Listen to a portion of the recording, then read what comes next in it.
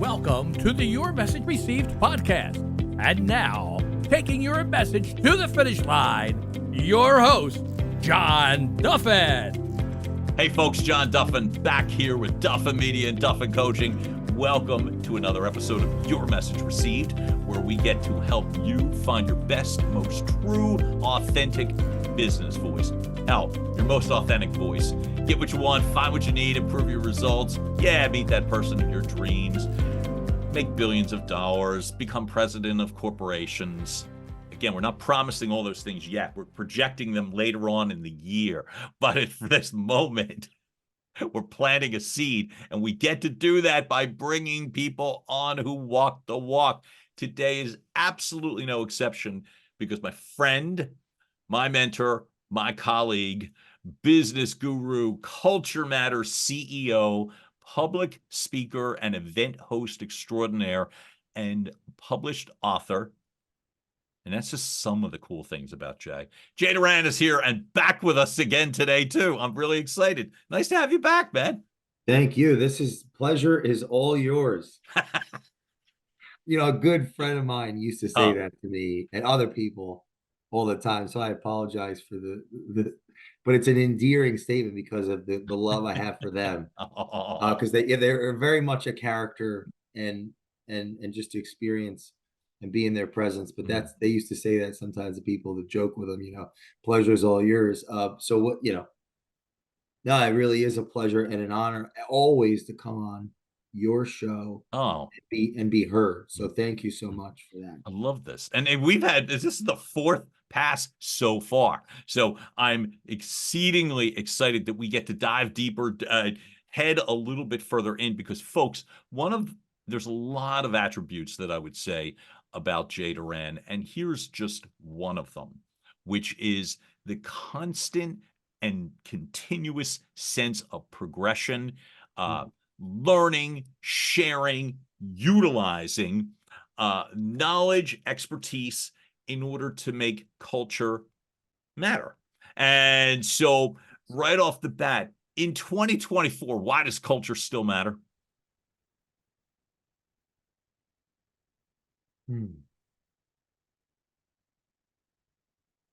Yeah, I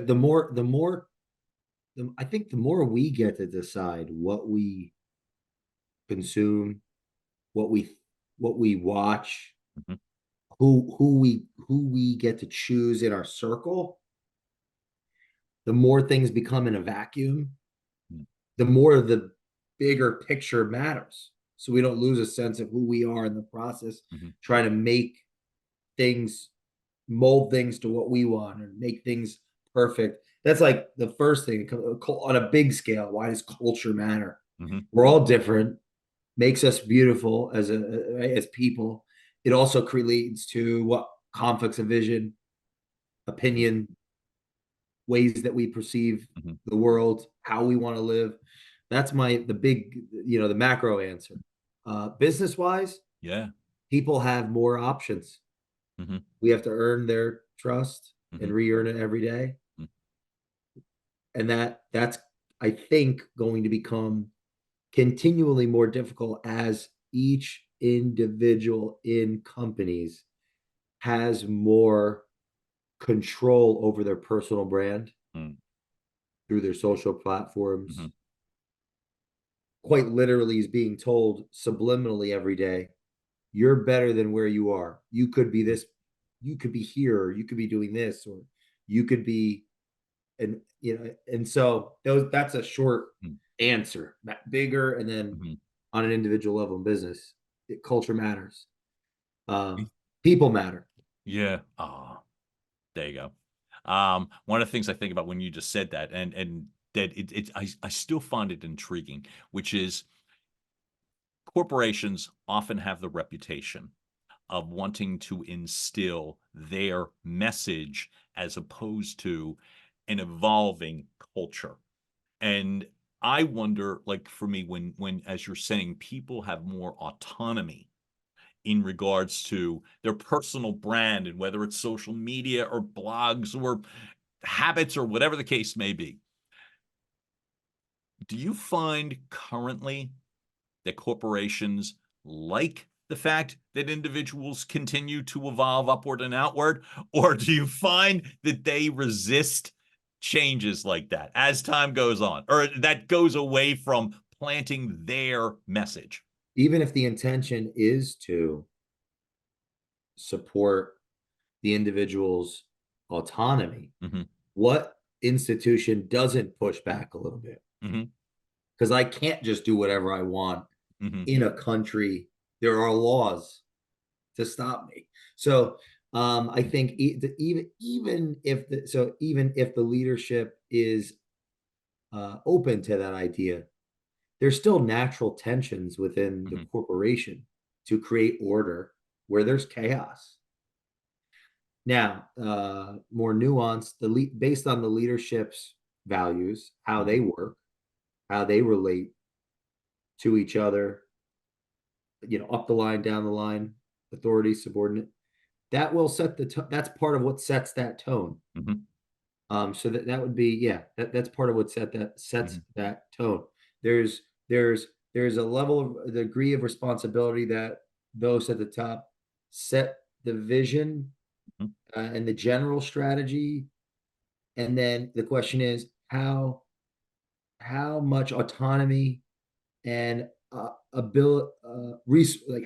much autonomy to each individual within the organization to get their job done right at the most effective, in the most effective capacity. And that, as success occurs, as the organization grows, what worked before the results undermine the process. So these tensions exist inherent in the growth of a company. I love that. One of the fun parts, folks, if you're following Jay on this show or on his own Culture Matters podcast, and a myriad of other guest appearances, one of the things that I'm a massive fan, one of the biggest reasons I'm a massive fan of Jay Doran is the progress, evolution, and continuous learning that morphs into better coaching, better leading, and better results. It's simply because of time, experience, and what have you. One of the things that I've been thinking, and today, because it's early in 2024, and Jay and I have already covered like the sense of immediacy and urgency and all that sort of thing. But today in this platform, one of the things that I wanted to lean into also is the sense of evolution in terms of how things are changing and what is working better now. And I just believe in my heart that as business continues to evolve, that you can't rely on older information. And for God's sake, older information could be 6 months, not 10 years.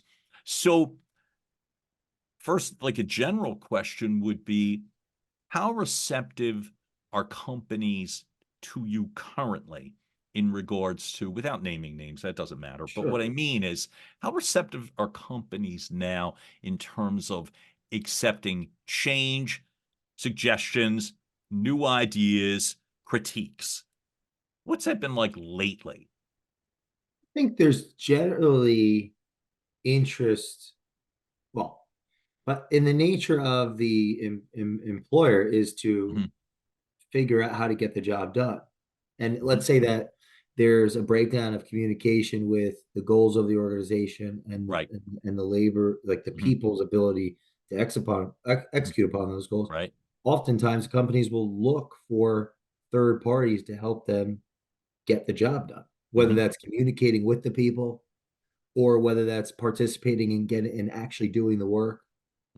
We take a very specific approach to working very deeply with the ownership of organizations. There are, in the process of doing that, there are plenty of other third parties who facilitate in different trainings and different value adds so that an organization doesn't, for example, choke in its own exhaust.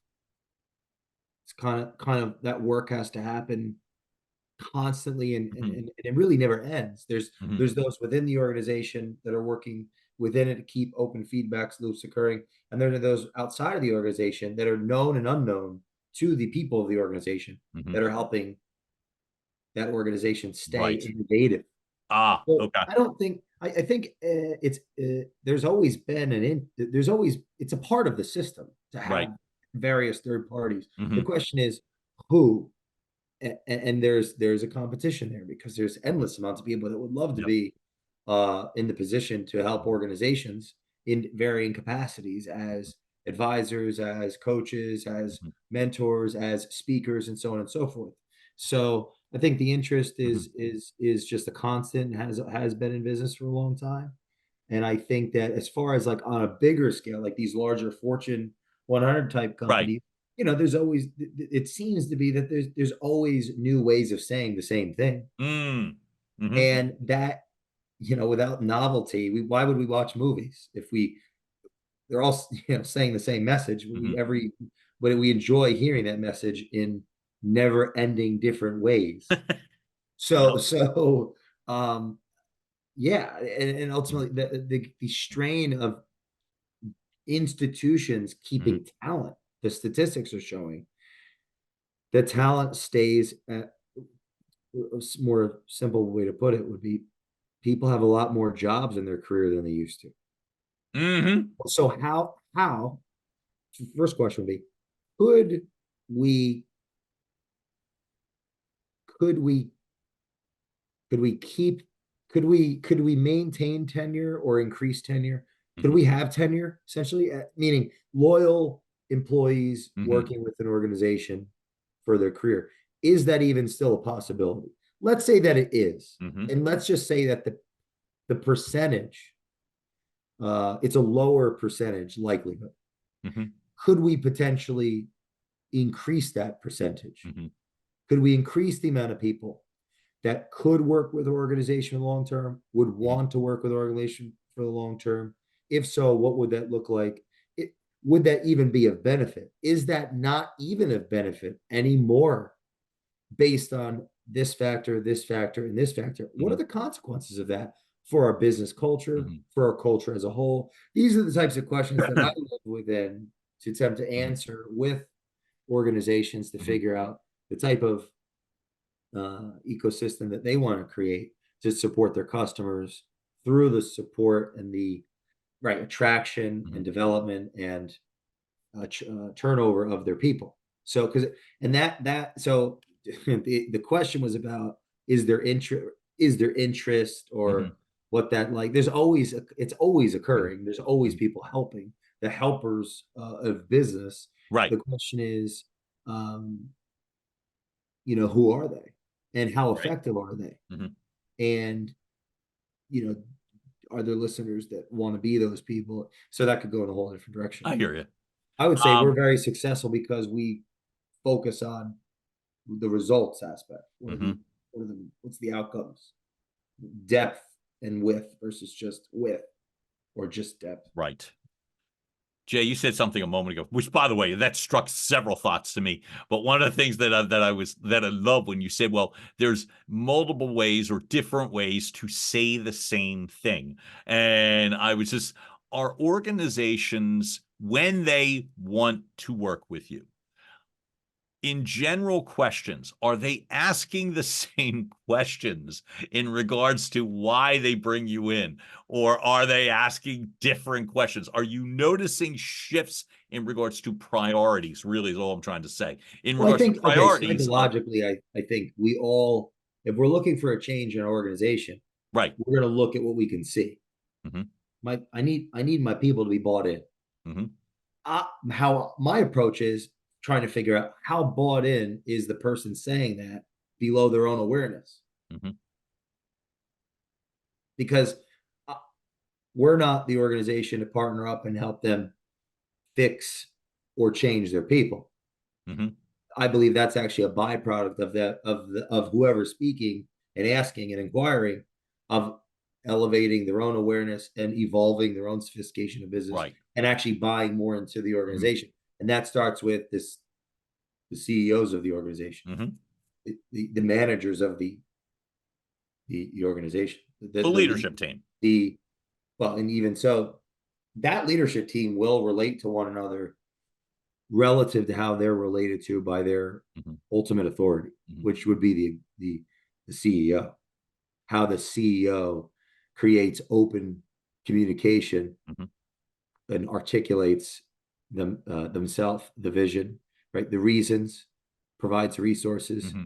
and curates those relationships internally and externally. So to answer your question, there are, at least in our role, there are those that teach, let's say, the people or inspire the people or come in and add those types of services and or products for the people. Let's say that the employee base. We're more focused on the employer Mm-hmm. I love and it. how Yep. they work. So that would be my answer. I love it. You said I'm going backwards one more step too before I go step forward. And I liked when I literally was like acting like I think it was like clapping my hands. So if anybody's watching this, like, what the hell are you Okay. clapping about?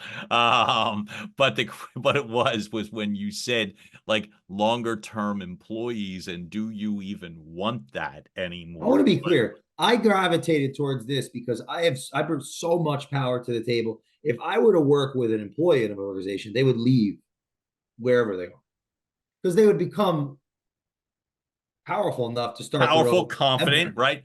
But here's Yeah, the yeah, question. yeah. So that's where I gravitated towards working The with employer. Exactly. whoever is in majority control of Mm-hmm. the equity and how they think, and their ability to think, their ability to work Mm-hmm. through their own emotions, their ability to Mm-hmm. think out 50 years, their ability to strategize, their ability to integrate, their ability to do the role Mm-hmm. that runs antithetical to the Mm-hmm. founding role. Because the journey from a founder to a CEO Mm-hmm. is completely night and day different reality. And if a Mm-hmm. founder doesn't want to lose their company to Right. someone acquiring their company where they Mm-hmm. then get fired and or perceivably, elevated when they're bought Oh, out, right, right. stripped of their Elevated to assets, uh, yeah. when their house gets flipped by someone else versus them Mhm. building and holding an empire of Right. assets, of a Mhm. portfolio of Yep. businesses. So if someone like myself specifically with that level of that degree of Mhm. intensity, Mhm. the level of education and the innate abilities that I have were to go and work with the employees and Mhm. executives of an organization specifically only, I would argue that that'd be a great way to lose talent as it outgrows the leadership. Yep. So from an Because if employee, somebody's under you growing faster than you, yeah. the likelihood that and great leadership, like let's say, I don't just want to like blanket great leadership, but part of the role of an authority of a subordinate is to recognize that talent, and if they're truly in it for the best interests of the organization, Mhm. guide them up in the upward mobility of the organization. Now, if the Right. organization's not growing Mhm. and they can't do that, then that relationship is naturally going to get strained of the mentor, the mentee, and they have nowhere to bring them. Or if the mentor Mm. is operating from envy and these Mhm. essentially Yep. Lack of jealousies, confidence, and then yeah, they'll sure. stop the growth of the talent Mhm. and clog up the organization. So sorry, you were going to No, say. B. That me at my first manager job. I mean, Terrified. it's a natural Oh my tendency God, for us. terrified that oh my God, they're really good. They're going to take my job. That was literally me at my first manager Oh, job. so I want to add something to this. Yeah. The person to decrease the likelihood of that happening Mhm. and to increase the likelihood of the organization, let's say, being able to see the type of leadership that's there and then decide if they're going to stay or not, Mhm. I believe is proportionate to how the CEO leads. Because Yep. if the CEO is leading in a Mhm. way where how they lead is to pull Mhm. people up and not suppress Mhm. them, Mhm. that will activate like the version of yourself back then that may have had that more open, courageous capacity. Mhm. You're going to model what you're seeing in your leadership. Now, if you're not changing your behavior based on how their behavior is representing, then it may not be, then it may be the organization saying goodbye. Right. Now, theoretically, there's arguments of, can people change? Do they Mhm. change? How do they change? And that's still an open, companies invest tremendously to figure out, can I make this person better? Mhm. And there's value to that. I'm more of the train of thought that people as opposed to people changing, they adapt to ideology, or they're influenced by proximity and what they're around. But anyway, a little philosophical, but so that's something to think about, is that, you know, if you are like the way you just said you were earlier in your career right now, and you're working for, you know, and someone that is the same way, well, why would you change your behavior? If they're behaving differently, that could, in a constructive way, maybe you would be more likely to pull someone up. Absolutely. So that's the law of the picture, right? People do what people see. And beautifully put. I was also thinking something too from a personal side. I can remember when I would watch senior leadership change in regards to not just their point of view, and I don't mean from an evolution standpoint or a learned standpoint, but more from like a change in weakness. And I would watch senior leadership, and that in essence, they use the old expression "turn on people," and that just makes it sound weirder than it is. But from a leadership perspective, from senior leadership, from what you've observed, and you're a CEO too, so I mean, it's not like I said. So it's also a case. Do you believe that, like, I think of tenure when I think of long-term employees, and I remember even back in the day, that was the goal, is that you wanted a bunch of long-term people. But do you think that's even let's say that better, John. Do you think that is desirable in 2024 and 25 or whatever and beyond, to have these long-term, I'm calling them Huge tenured advantage. employees? It's a huge advantage. How so? Relationships are the basis of culture. So internally, if our competencies are there, our trust isn't, we're slowing down our productivity and our output. Okay. If our competencies are there and trust is there, output increases. Output has a relationship with profit, and profit has a relationship with the ability to reinvest into the organization. Just because our culture is separating itself, like, you know, totally reorienting. I'm talking about our culture, like the is doesn't mean that that's in the best interest of organizations at this time. Just because we're Right. becoming more transient as a species doesn't mean that transience is the way. So I would say there could be clear market advantages for an organization that builds deep relationships with its people, where they're continually, right, competent and trusting. Now, this is the thing that's interesting, is Yeah. if we have a relationship of 10 years, and then by year 7, you stopped relearning your job, and I've kept relearning mine. You may be loyal, but I may not be loyal to you. Right. The results are not going to be loyal to us. Learning creates friction in relationships, period. If I outgrow my partner, Yeah. and I'm not addressing, if I feel as though I've outgrown my partner, I'm not addressing that, I can't figure out if it's paranoia in my mind, it's a symptom of something else, or if quite literally we've grown apart because my values have changed, because of the things I've learned, because of the things I've unlearned, and vice versa. So people outgrow people, and people outgrow organizations, and organizations outgrow people. And so it's absolutely an advantage, I believe, to to have long-term relationships. Now, it's been a consequence of, I mean, it just, if that's the way it was at one time, well, it was a consequence of a bunch of things. Yep. Was it values? Was it like the culture? Was it Right. where technology was at the time as it related to where our values were at the time? And then you know, how will our values change in response to technological advance, progression? So yeah, the other side of it is, you know, I think about this like really far out, or try to, like, okay, in a world where things were more transient, Yeah. and we did have trust. Mm-hmm.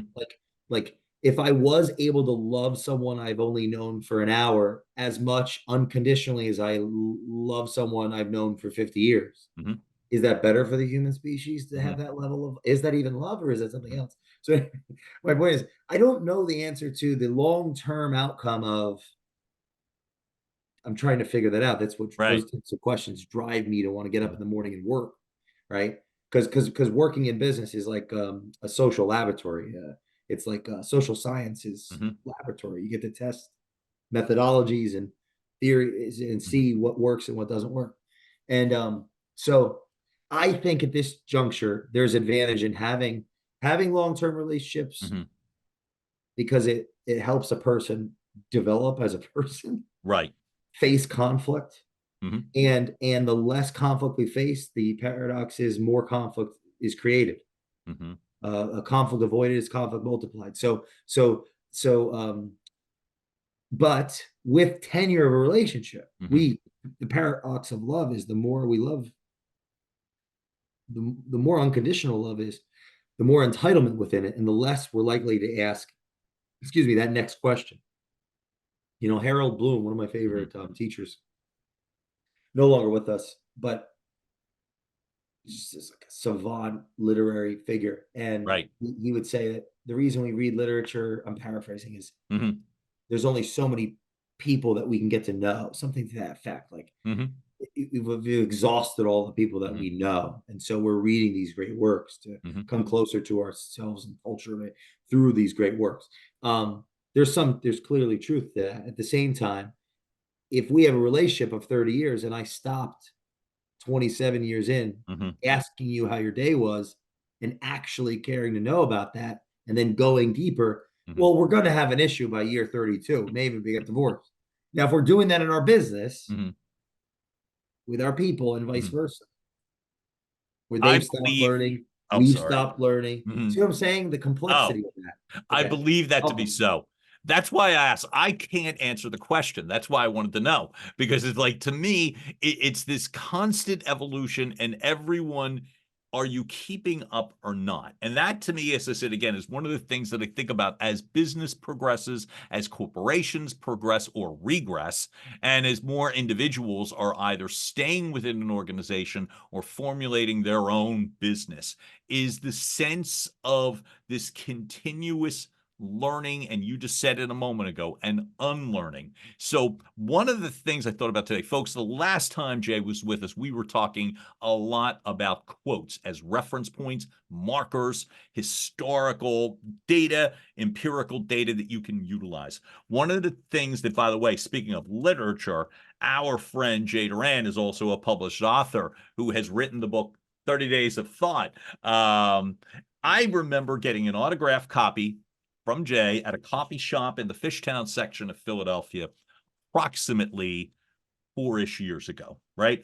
And one of the reasons I loved the book was how interactive it was. And I don't know that that's the right choice of words, but it wasn't a reactive sort of just finding ahas, which I always find nice and limiting, because it's to me, it's great to learn new stuff, but if you can actually put them in practice. And one of the cool things that I love about this book was, in essence, the reminder at the end of each chapter to keep reading, keep writing, keep filming, my favorite line, and this is what I want to ask you: keep living your truth. So my question is this: what are some of the things that you have seen that you have either learned or unlearned as it relates to originally writing your truth in the book? And I'm guessing, not guessing, so we're looking 4 years ago. What's evolved live and in changed for you? the live in your truth, but don't let it get in the way of the truth. Ooh. The truth Mhm. has a relationship with myself and my counterpart. Mhm. As Rousseau once said, there's your truth, my truth, the And the fact, truth. Yeah. the facts, and Mhm. the truth. Right. And there's an interaction going on. So as our culture, on an individual level, becomes more attuned to the idea of that we have that we can each have a unique experience for how we're choosing to live. Mm-hmm. Be careful of that interrupting the process of uncovering the truth with each other. Like the truth evolves and changes, and the truth, there's a level of uncertainty for all of us. And the truth is something that takes another party, like other people, to communicate and interact and work with. So that's just something that comes to mind is, in that, to add to that sentence or what have you, live your truth and seek to become more capable of expressing oneself and one's belief of their truth subjectively, but don't let your truth, I won't let my truth get in the way of the truth. And the truth is a process of discovery and uncovering with the people that I celebrate my life with, those that disagree with me as well as those that agree with me. And in a business sense, you have to constantly unveil the truth, because the truth will be, how do we fix this problem? Where are we going? Why are we going there? We need so go ahead. No, I love, like I said, the celebrating your life part, which I thought was, I think is wonderful.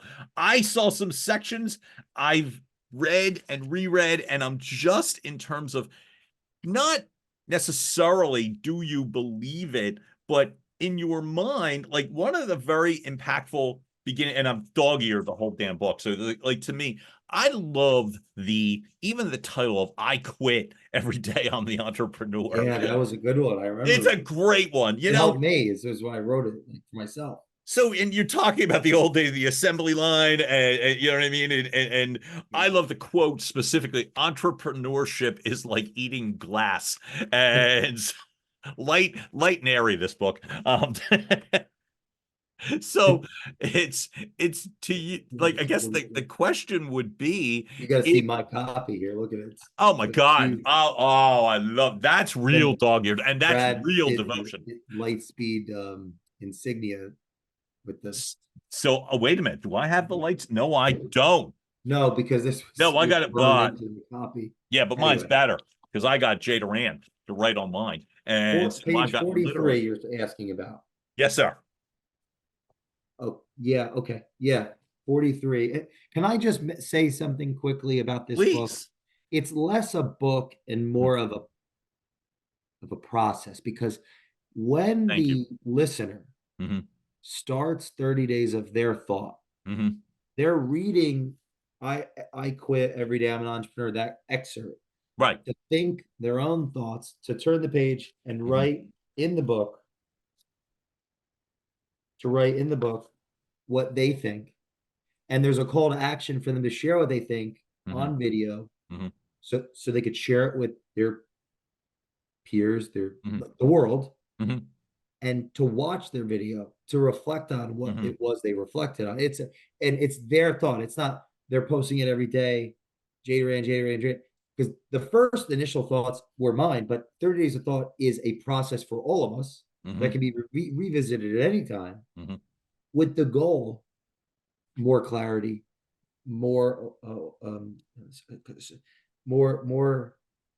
content, context, or realization, to develop one's character. So just, it's a process. I should say that, because if read in a way as a traditional nonfiction book, for example, or I would say it would be a waste of someone's time in a very deep sense, unless they're just interested in me obsessively. Right. Like, and I mean, like, oh, I wonder what Jay thought at this time, which is, that's, I guess, interesting if you're studying an obscure figure. But like, this is a process for people.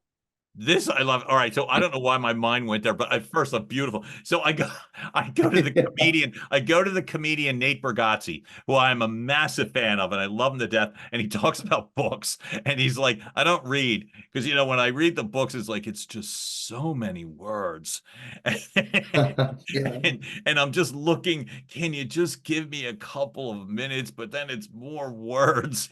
and right, because people are, and in general are looking at this, you need to do something for me.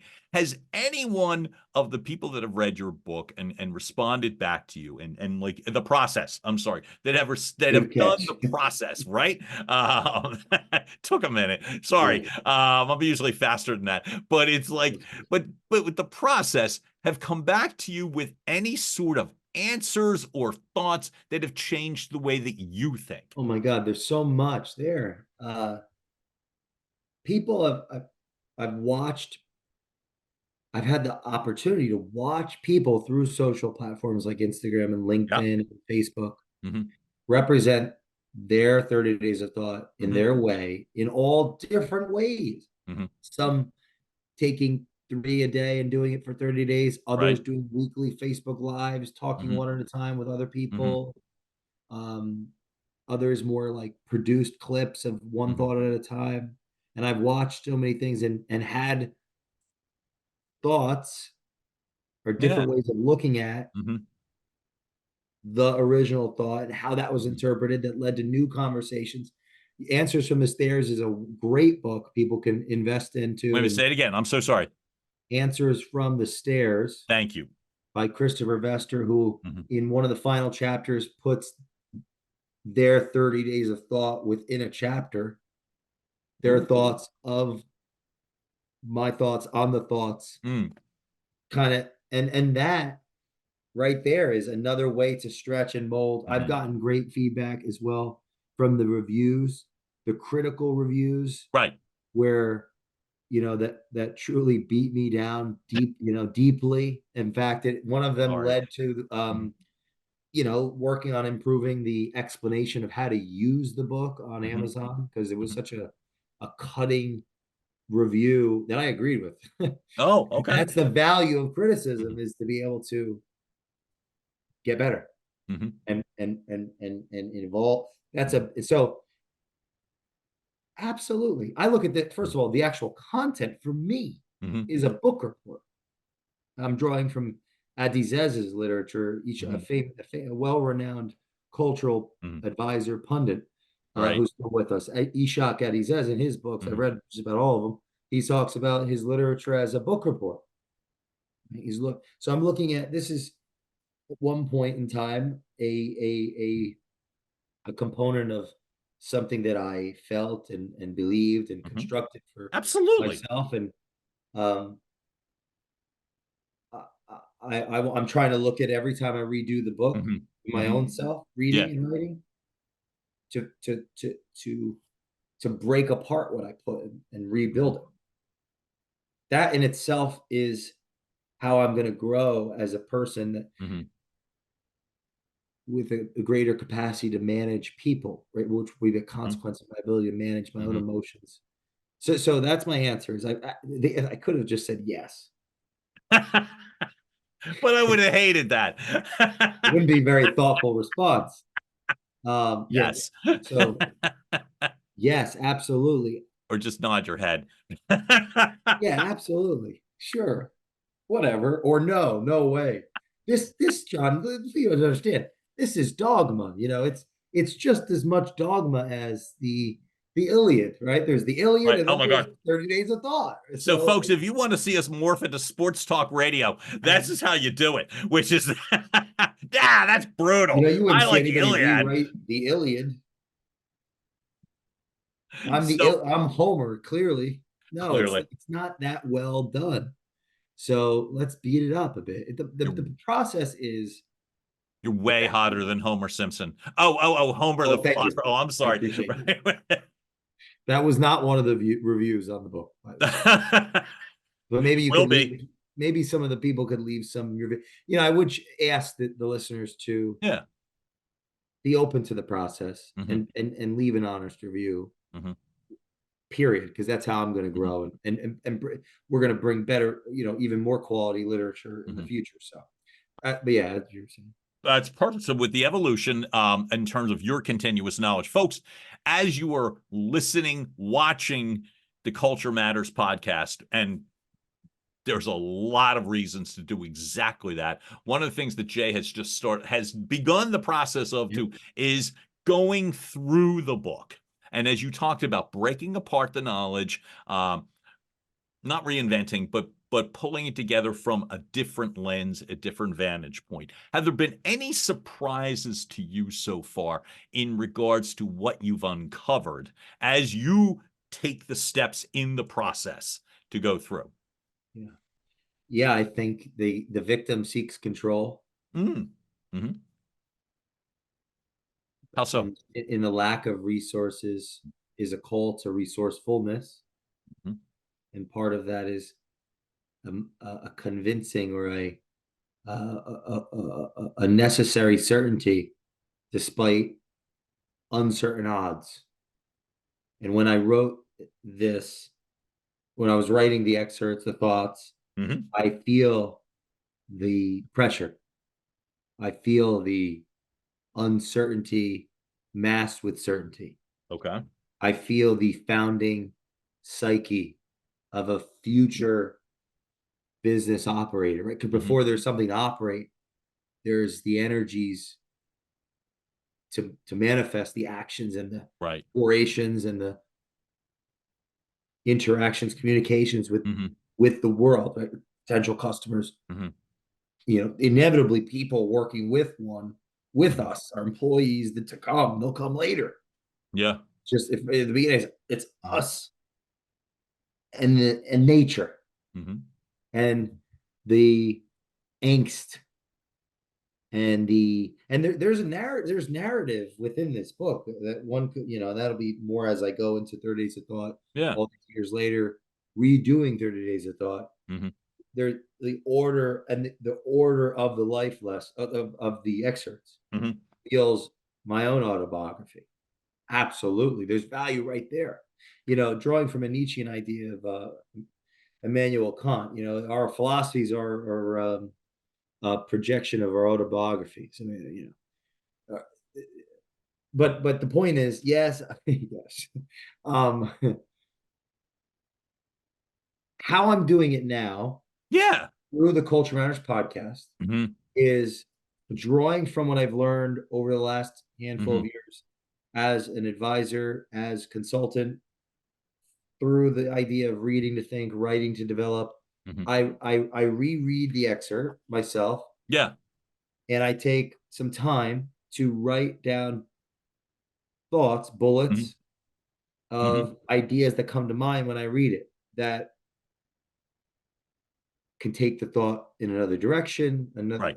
further, even contradict myself. Hey, this is how I see it now, or it's another way of seeing it. Or if we were here, let's go even deeper. So that's an exciting experience. So I'm writing those down, and I'm having a conversation on the podcast where I read the excerpt, or read the thought first one time through, and then I'll go through a bullet. I may reread certain parts, and it's an ad lib, but there's structure to it because of the bullets. That's been invigorating, and that's something I shared in a couple of the episodes because I've as of this recording, I've recorded 5 of them of the over 100 that could be done in this book. Oh, exactly. The angst, the apprehension, and the desire, the impulse to not do it. One of the excerpts is procrastination is the only true death. And I haven't been able to do more of these in one day yet. It takes a lot out of me. Well, it's not like you have nothing else to do. So you've recorded an insane amount of podcasts and I say that as a high compliment. But there's a psychological impediment. It's such a difficult process to actually do 30 Days of Thought. I have tremendous gratitude and awe of the fact that people have actually done this. Yeah. And not just done it, even put it in books. Books about. So I'm struggling today. I have to do one. I have to do number 6. Okay. Self-culture can influence and create culture. And I'm thinking I better do that immediately after we get off here. But then again, I have a meeting at 1 p.m. So I don't know, because I need so much time to read it, to write my thoughts, and then do it. It's like an hour, but it's so much it's a lot of depth within an hour. Well, I want to not do it. I want to put Yeah. it off, put it away, and I share that with the audience. Like, Mhm. This is the the author. procrastination. This is not a book, though. This is a process, and I'm afraid Right. of the process myself. Question on the process. So I love this because I feel like that you've made it even more interactive. But this is a weird question, but it came to my mind, which is, do you worry at all that as you're doing the work, so to speak, that it becomes less interactive with the person? Like if you're given the answer, so to speak, that it's like, oh, okay, all right, yeah, okay, great, I got that one. Or writing down your notes as if you're a lecturer. How are you able to navigate? I want to use this. Bezos, in his recent interview with Right. Lex Friedman, he said, "I don't like to speak. I like to speak last at a meeting because what I say will influence the meeting." There's truth to that. Yeah. There's also what you say back to what someone says to you, and what you ask relative to what someone does or doesn't say. But and the value of that is it could potentially influence in a way that maybe I wouldn't want. Ultimately, though, I don't know how. I don't know. I want to steer away from the idea of control in that manner. Where I see it is what I am responsible for as it relates to the book, being that the inception of it has come through my own experience of wanting to read, to think more, and write, to develop more, and do this. Right now, there's this book that ultimately there's no greater person of responsibility to tell people that it exists. So if my pursuit to share that it exists Right. undermines potentials, people's to benefit from it, that's an irony I'm not sure I can actually have any impact over.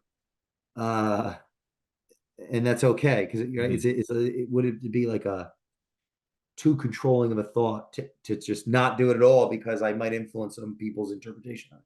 Where I'm at right now, from not doing, it's been out for many years, people are still using it and have interest in it. Looking back and saying, in the beginning of the production of the process, what would have stopped me from doing it then? I mean, I did do it, but not at the level that I'm doing it now with the podcast. And I'd say, well, I hadn't yet fully borne all the fruit from the process. Yeah. All these years later, I am able to now share it in this way. So I've thought about what you've asked, and it's weighing the pros and cons. And I'd say that I'm more responsible for showing the example myself than the consequences of that act. That's beyond what I could control or influence. I think my responsibility is to market the process. So I'm going to do it in a way where I'm doing it versus just talking about the process. You and I were on a podcast, on your podcast, and we were talking about a mutual friend and colleague, Maria Quattrone, talking about the works. And the example that we gave literally in the last recording was the fact that sometimes, or many times, true leadership comes from demonstrating that you're willing to do the work. You just gave me an idea. I mean, I'll likely do it more than once. Right. By the third time of doing it, what I said on the first, it'll be different. Like, meaning, imagine you're the viewer and you're going on YouTube on a playlist. It's 30 Days of Thought in Series 1, and it's 100 videos. 30 Days of Thought Series 2, it's 100 videos. Right. They're the same. There's there's 1 and 2. Right. Same excerpts. How I'm interpreting it in 1 and what I'm sharing on that podcast, totally different than 2. Yeah. If there's enough space in between, I've read more literature, experienced more things, written more things, and so on and so forth. That 2, what I'm talking about is different than 1. So if I do this, you just gave me this idea. If I do this more than once, right, do it 100, do the whole book once and then come back and do it twice, and then on a rotation. By the time the viewers see the 4th rotation, they'll be as confused as they were the first. or more enlightened, man. That it's So like that's my answer. That you've helped me right now in this with that. excellent. Always happy to Better help. get to work. Look, you're a CEO, man, and in this continuing evolution of all of this, the process, going through organizations, listening, reading, writing, absorbing. How have you I changed want to in say, regards to the way that you here's lead? here's one How? way I Yeah. recognize that I am and I'm also not a CEO, Okay. because an executive, a I got you. chief executive with no executives is a joker, fooling themselves. I'm the What I president. what I can say what I can say right now, right, is that I am the founder Yeah. of Yeah. Culture Matters Right. and work for Culture Matters, work Mhm. for and with our client partners, Right. and represent the values in how I show up every day at Mhm. varying degrees of alignment. Yep. I get to call myself CEO because Mhm. that seems to be what we get to do now before we are the chief of any executives. I Right. mean, there's some Mhm. depravity in that, Do you have some a badge that you wear that says CEO? so like chief executive of my bed being made. So yeah, no, but Yeah. like that's an important. So that's something I've learned is that like, hey, I'm the founder of Culture Matters, meaning Mhm. I believed at one time that culture mattered. Mhm. I believed that I understood enough to pursue that jump, Mhm. but also believed that I didn't understand enough for it to be interesting enough for me to pursue it. Mhm. I do not understand culture the way I'd like to, which is why I'm doing it. I Mhm. understand it enough to compete with those Mhm. that bring it to the marketplace. Right. And so that's how the founding of Culture Mhm. Matters as an advisory firm started. The Mhm. belief that culture mattered, Mhm. the belief that I knew enough about it to start to be a value, Right. and the simultaneous belief that I didn't know enough, Mhm. which has driven me to work so Mhm. hard at it. Right. And Right. so, grown over years, Mhm. who we work with has grown in Mhm. size, the scope, the education, so on and so forth, and will continue to grow with our growth. And I would say, so the founder of Culture Matters more so than the that also gets to call himself the chief executive. Now, of course, it could be argued, I guess, in a cultural sense, being an advisor to many actual chief executive officers Mhm. with executives. Um, maybe I could just call myself the CEO, but I'm not anyway, going to fight you. funny, funny, and I think that's a helpful. Just that alone, that thought about Mhm. founder and CEO, that there are distinctions, that there could be that could increase self-awareness Mhm. and opportunity to learn for the listener around, wait, Mhm. yeah, what am I actually doing? Like, am I actually showing up in a way where I'm I'm an executive to my Mhm. people? Mhm. I'm, who what are their expectations of Mhm. me? What are my expectations of myself? 30 Mm. minutes of thought as a process has helped me Mhm. be better at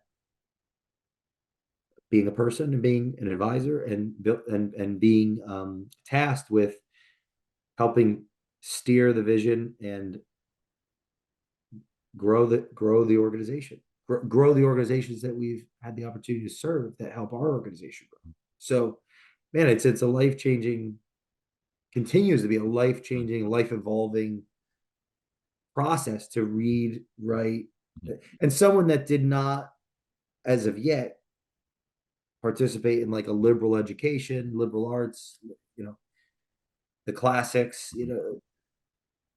it's like for But someone that's you, not going to college for those types of things that right.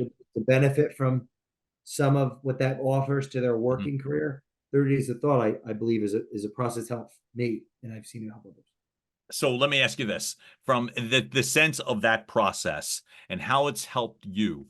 Uh, if you are a corporate CEO, what are a couple of things that they could do to better and let's say the first one is bring you in. And in terms of improving their culture. But if they are feeling shaky or unsure, we're talking about the process of going through the book. Say you're a corporate leader, CEO or CFO or whatever works for you. What are a couple things that they could do to literally do, maybe off the checklist, so to speak, of how the hell they could right a ship? Well, 30 Days of Thought is absolutely open to anyone at any level. Right. Uh-huh. Whether they're working at the very bottom of the dominance hierarchy in an organization, or at the very top, or they're entrepreneurs of their own self. That's for people. As it relates to the chief executive officer, relationships, resources, and reasons, the 3 R's of that position. Who are the actual relationships that I can bring to my organization for it to grow? Vendors, service providers, advisors, external influences, investors, ad infinitum. That's external. What about internal? What are the relationships like within the organization? How well am I attracting talent? How well am I integrating the talent that I have now? Resources. There are resources that only the CEO can bring. And unpacking the consciously aware list of what one believes one brings to their organization as far as resources. Just that exercise in itself will help one at that level of responsibility become more accountable to how well they're doing the job. It's an interesting position because it's constantly in the dark and everyone is seeking its light. Because the 3rd R is reasons. Yes, and I want to ask you about that. The reasons is being able to articulate where we're going, why we're going there, and how you think we can go there. And then let's work on the how together. Right. And going back to the relationships, how do we actually get everyone to work together? How do I actually do that? And a lot of that management ability runs in contrast with the founder type personality that starts like and I don't mean this in a secular sense, it's a metaphor. Yeah. Like the founder starts as Christ and has to become Socrates. So you start the business. I am the word. I am the truth. Right. I am. Yeah. I'm sales. I was ready to rattle off. I am the light. That's my Catholic school. It was all memorization. So anyway, go ahead. I didn't know the whole sentence. Meaningless, but it's memorization. The company starts with this idea of the founder that they're going to speak into existence, and the existence is going to manifest based on their ability to deliver results for those who pay them. So it's marketing and sales, and it's their personal brand of who hires them. As the organization grows around that, I argue they have to become like Socrates. The more they know is the more they know they don't know. Right. And this, where there was once speech, there's now inquiry. And it's knowing when to speak and when to listen. And so how 30 Days of Thought can help is read to think, write to develop, listen to hear what is unsaid, and speak to like, oh, now this is a big piece. You won't see anything about listening to hear what is unsaid in this book. Because when I write it, where I was at, this is the most interesting thing to me psychologically, was read, write, speak. It was through the Culture Matters podcast, interviewing hundreds of people. Right. Where I realized how I didn't listen. It's not in my nature too. When I'm fighting for survival. I'm a victim attempting to become a victor. I lack the relationships, the resources, but all I have is the reason. You'll see where I'm gonna be. You'll see. I'll show you. All I've got is the reason. So of course it was speak. Of course it was learn. Of course it was, and eventually it was write, because if you do enough speaking, you do enough reading, like I had once done, you become a megalomaniacal public speaker. Nobody likes those fucking people at dinner parties. No, yeah, we're only invited to the stage, but after that, we basically are stubby individuals. Oh, you're the first one at the buffet table because there's nothing else for you to do. You ever meet if you meet a speaker that hasn't learned how to listen, they become a martyr to the culture. They're like, all they have is their jokes if they're a comedian, because they're just speaking and they're not programmed to listen. And so if you read a ton, you have a tremendous amount of information. And so that'll be a lonely existence. And I've experienced it, so I'll speak for myself. And so that's where the writing idea, oh, writing, okay. And there was, self-reflection, meditation. Right. That led me to realize, oh, the listening, that's a good idea. So the Culture Matters podcast is the integration between the Culture Matters podcast and 30 Days of Thought. Yeah. Meaning the listener is going through 30 Days of Thought, reading to think, writing to develop, speaking to let go. If they listen to the Culture Matters podcast, they're going to hear me learning how to listen with the guests, because that's what the podcast has been for me, to learn how to listen, which takes preparation and it takes humility, because if you think somebody's a fool, you don't debate them. Right. You ask more questions. Like if I think the point of the guest is foolish, rather than make it all about me and get defensive for my dogma, it's an interview. Maybe I could dig deeper, and it creates constraint. All of these types of, that is management capabilities. So and the listening to understand, or to hear what is unsaid, can come from the listener reading, putting their thought, recording the thought, and then watching themselves. They may not want to watch themselves because that might actually hurt them. They may not want to look at themselves, and that's an uncomfortable thing to face in the first place. And that's an opportunity to learn right there.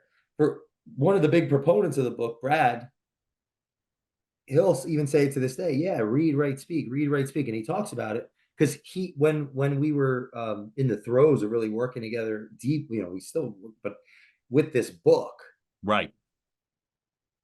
Listen to hear what is unsaid wasn't even a part of it. Well, why not? Well, because I didn't do that. Right. And so my philosophy is revealing of my autobiography. I wasn't listening to anything. I was just reading tremendously, speaking tremendously, and then writing tremendously. Wasn't listening to anything. So, for example, of someone that experienced the book and did a bunch of, got value from it, they don't even know that there's listening to heroes unsaid, because that wasn't even part of who I was. Right. That wasn't part of the process. And so there was later, as I've done these interviews on the podcast and realized how tuned out that I had been. Doesn't it make your life, and I'm learning this for me, doesn't it make your life, or your job, we'll say, infinitely easier when you just listen to somebody? Because you don't have to journal quite as much. You don't have to force your effort. It becomes so much more It depends organic. where you are on the dominance hierarchy. Tell me what you mean. If you're at the bottom, if you're at the bottom, a lot of things are backwards. Getting recognition, getting seen, may be about jumping up and down and delivering results. Just so they can be heard. At the top, it creates even more issues to listen, because you have power. You could force your ideas on people. Right. If you start leaning in and listening, in the beginning, you're going to get a lot of conflict, because it's going to be hard to hear what everybody has to say because of how long you haven't been listening. When you're in the power, I'm just saying that you be careful what you wish for. I got you. All right. It takes a tremendous amount of the things are counterintuitive. Like example. Let's say that I work as a salesperson for a large organization, right, with a strong brand. The conversation on the phone, I could think I'm selling through inquiry, because at the basis of sales, brokering value, the customer is telling me what they want. For them to tell me what they want, I'm going to increase that likelihood by asking questions. But what if the quantity of questions and the quality of questions is proportionate to the brand of my employer? Oh. The more powerful the brand, the less I have to actually ask and inquire and I can just literally talk at them. Hey, here's the value. But with a very small company, with no brand, I can't just talk at the customer. No, They don't know who I am yet or you what I haven't earned the represent. right to. You haven't earned the So right. there's a lie inherent in the brand because on an individual level, because the lie is that I can hide behind the brand, like the lie Yeah. in my character. And yeah, right. I can hide behind it. Like the customer's already made up their choice based on them Right. being influenced by the brand. And so I'm taking that order under the guise of thinking that I'm selling through. And what is selling? At the base of it, it would be learning, listening, Learning, solving understanding. problems. Ultimately, if you provide solutions to things that they want or need, then typically a sale will develop. But it is, to me, a collaborative process. You're never selling at, you're never shoving a product down somebody's throat. It never, for me at least, is how it worked. It never worked that way. So where I'm going with that was that Yeah. the listening or speaking is contextual and it depends on other factors. I love Like it. for a person in a position of power that's been leading through force, they may be able to, and they've gotten used to getting things done without listening to anyone. But by sheer rawness of telling everyone what they think and what to think. In fact, business builders of smaller organizations, like I said, starts prophetic, has to Right. become Socratic. They right, start as I am the truth, I am the word, I am. In the beginning of the business, I'm thinking for myself, I'm thinking for the customer, I'm thinking for everyone. Yes. As the organization grows, I must be able to help other people think for themselves, or else where's the scale, or else where's the meaning, or else where's the tenure? Which is why the process becomes so damn timeless, right? Because, like I said, it's like the old. There you go. There's the author. It's why the process is so damn timeless. Because can I read the I think it'd be good to read the I Quit one, just so like the please, audience can get an idea of yeah, I'd love what you to it do that for me. kind of like. Yes, please. So page 43, I quit. Every day I'm the entrepreneur. I am thinking of an assembly line, white backdrop with black spots sticking out in mind, and the fear of the unknown, but not quite a sense of what is. These creatures slowly creeping to their maker is that of the entrepreneurial climb. It's 10 a.m. and the alarm has gone off 7 times. 4:55 a.m. Click off. 5:25 a.m. Click off. 5:45, 6:05, 6:45, 8:30, 9 a.m. Click, click, click off. The decision has been made, and I'm mad now. But I'm no cow. I'm an entrepreneur and an angry one at that. I am in my own way and cannot get out of it. The only thing reasonable that comes to mind starts and ends with a 4-letter word. Oh, Quit. oh, okay, quit. Oh, that's funny. Quit.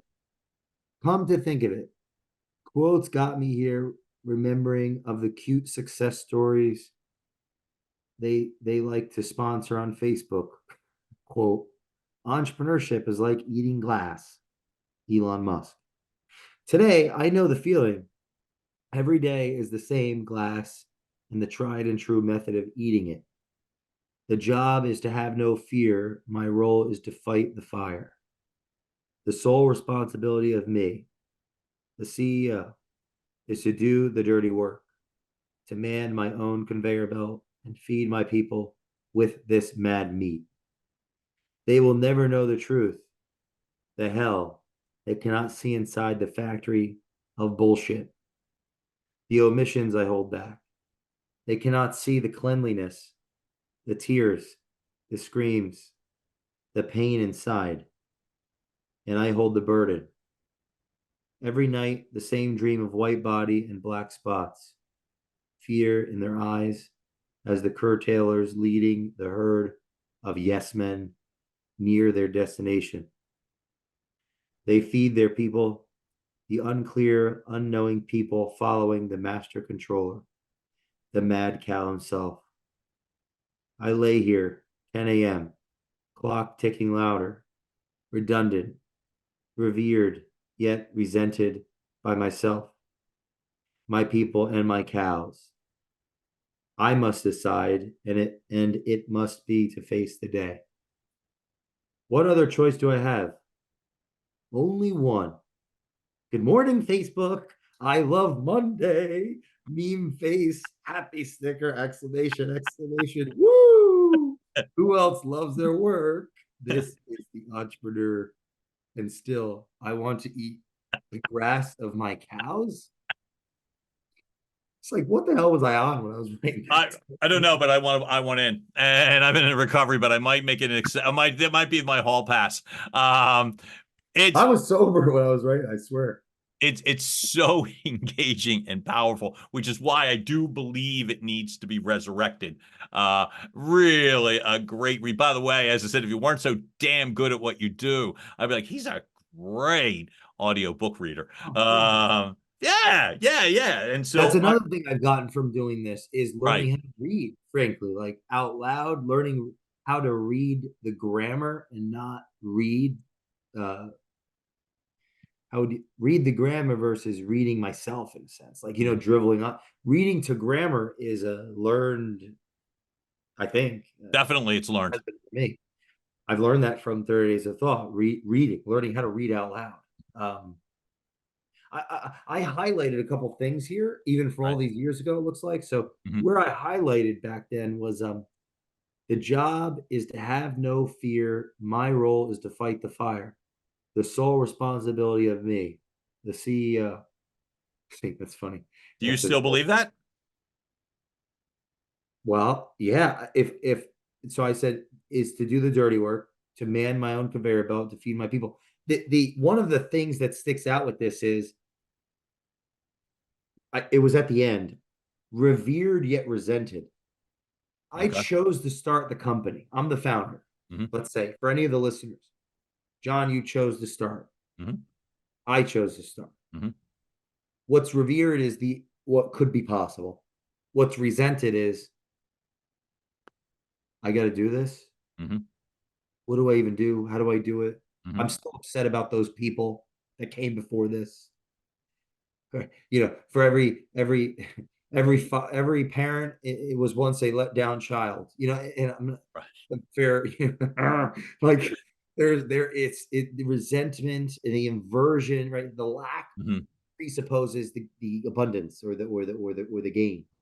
So I lay here, 10 a.m., clock ticking louder, redundant, revered yet resented by myself, my people, and my cows. I must decide, and must be to face the day. And then I go in the end with that happy memes and I love Monday and woo! A radical affirmation. It's the honest lie of the mindset. I call the lie set. The honest liar is honest in public, but lies to themselves. There's a level of self-deceit that comes before creating the business. And I'm now going to hype myself up with a false narrative to make my truth come to the light. This is what happens. This is how it actually manifests. Building, and there's a general message I'm sending.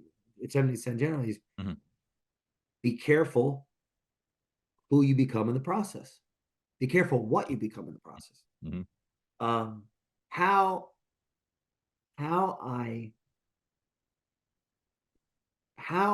I and we build the organization will lead to will lead to a despot right? I'll be the despotic leader, the dictator when I finally arrive, or the Washington who would have given up the presidency. So yeah, I remember thinking these, this is what the experience is. The decision has been made. Now the metaphor, we could do a whole podcast about the metaphor with the cows and the conveyor belt and all that. But yeah, I'm curious what comes to mind, and as we near the end of this. Yeah. Well, for me, it makes the evolution, or the reason to do the evolution, so to speak, way more advantageous. I look for like desirable and achievable. Do I want to do it? And am I capable of doing it? And I believe in terms of evolution and growth, I typically ask those questions. Is this what I want to do? And am I able? Or am I going to have to enlist help? So I believe, for me personally, the answer is yes to both. It is desirable. I don't ever personally, and I don't recommend to anybody watching or listening, that you stay exactly the same. I just think people feel that sense of resignation, that you've given up in the trying. And that's, to me, how I interpret this. So when you are going, you personally, Jay, going to painstaking levels of going through and re-involving and engaging yourself in this process, that to me is the takeaway for at least today, which is the reason why you do it is you get the chance to feel, absorb information, share it, and in essence, it's not just make yourself smarter. Maybe it's make yourself, like I said, make yourself happier. Ultimately make yourself happier.